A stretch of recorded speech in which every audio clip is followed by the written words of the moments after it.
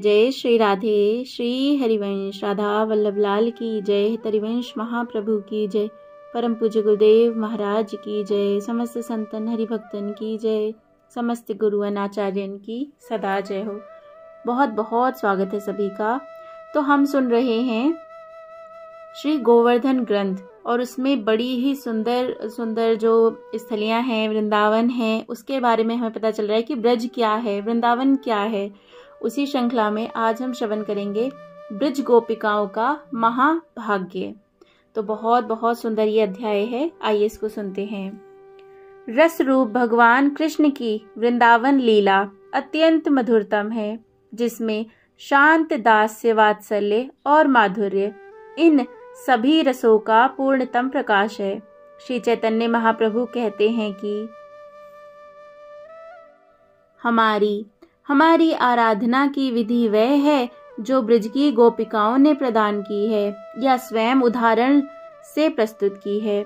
ऐसी महाभाग्य गोपरमणिया श्रीमती राधा रानी की काय व्यूह रूपा हैं और सदैव श्री राधिका के चरण सेवा में निमग्न रहती हैं।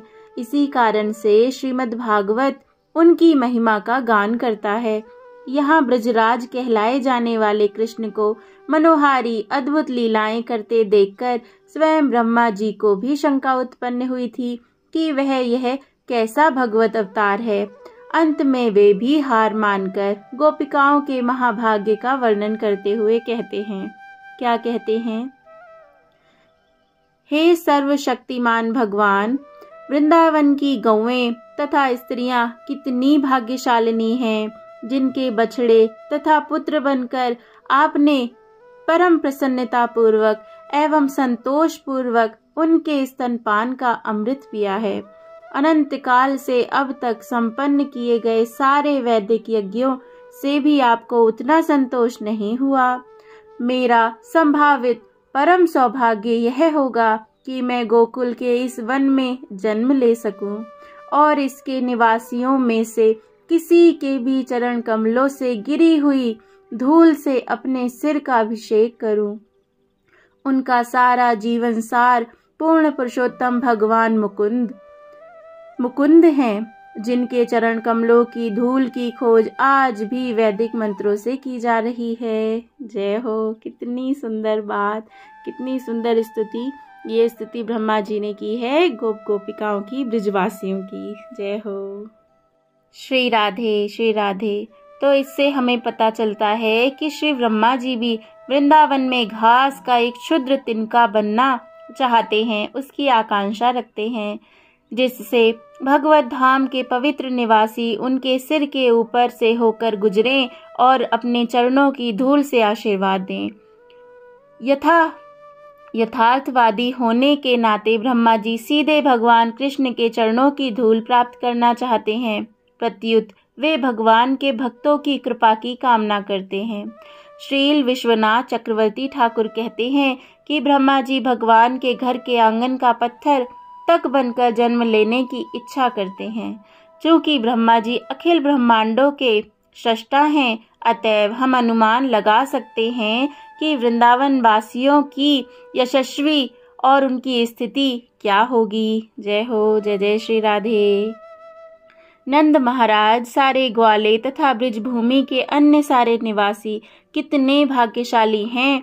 उनके सौभाग्य की कोई सीमा नहीं, क्योंकि दिव्य आनंद के स्रोत परम सत्य अर्थात सनातन पर ब्रह्म उनके मित्र बन चुके हैं। जय हो। श्रील सुखदेव गोस्वामी कहते हैं, इस भौतिक जगत से मोक्ष दिलाने वाले भगवान की ऐसी कृपा ना तो कभी ब्रह्मा जी, ना शिव जी, ना ही भगवान की अर्धांगिनी श्री लक्ष्मी जी ही प्राप्त कर सकती हैं, जैसी माता यशोदा ने प्राप्त की। उद्धव भी ऐसी गोपिकाओं की चरण धूलि की कामना करते हैं। जय हो। और क्या कहते हैं? तो उद्धव जी कहते हैं, वृंदावन की गोपियों ने अपने पतियों, पुत्रों तथा अन्य परिवार वालों का साथ त्याग दिया है, जिनको त्याग पाना अतीव कठिन होता है। उन्होंने मुकुंद कृष्ण के चरण कमलों की शरण पाने के लिए सतीत्व मार्ग का परित्याग कर दिया है, जिसे वैदिक ज्ञान द्वारा खोजा जाता है। ओह, मैं वृंदावन की इन झाड़ियों, लताओं तथा जड़ी बूटियों में से कोई भी एक होने का सौभाग्य प्राप्त करूं, क्योंकि गोपियां उन्हें अपने चरणों से रौंदती हैं और अपने चरण कमलों की धूल से उन्हें आशीर्वाद देती हैं।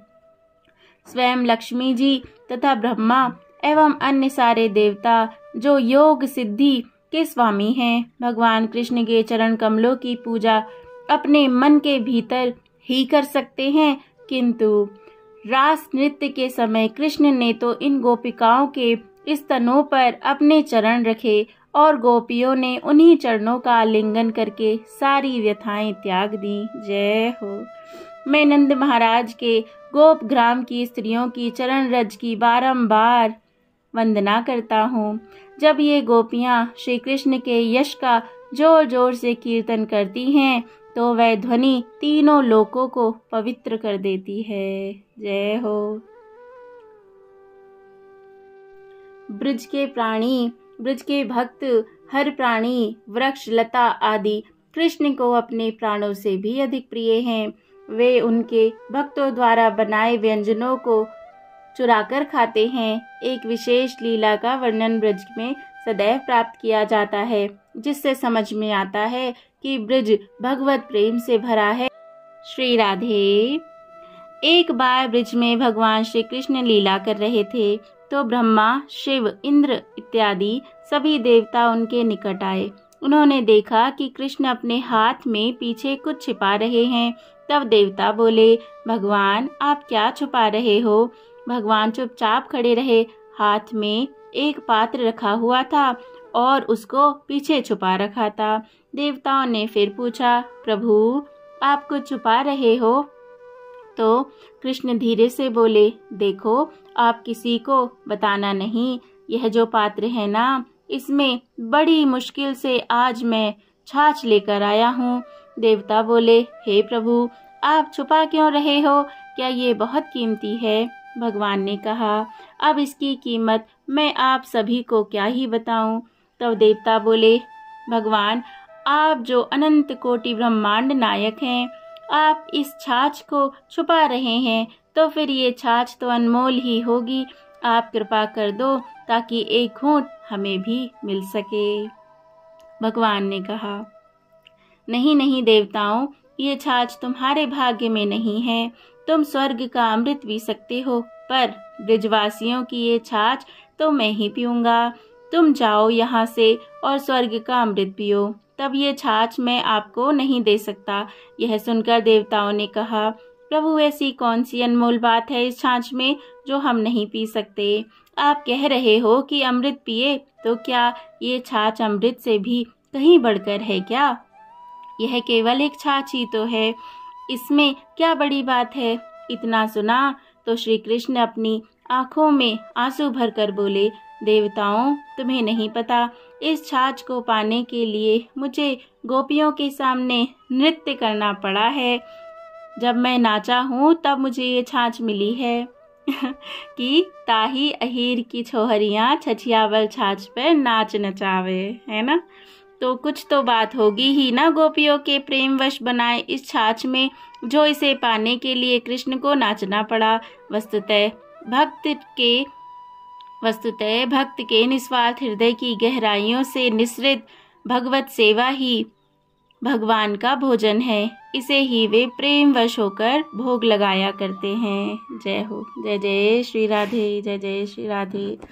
कितना सुंदर अध्याय। जय जय श्री राधे। जय जय श्री राधे। श्याम श्री गोवर्धन ग्रंथ की जय हो। जय हो। जय जय श्री राधे। श्री हरिवंश।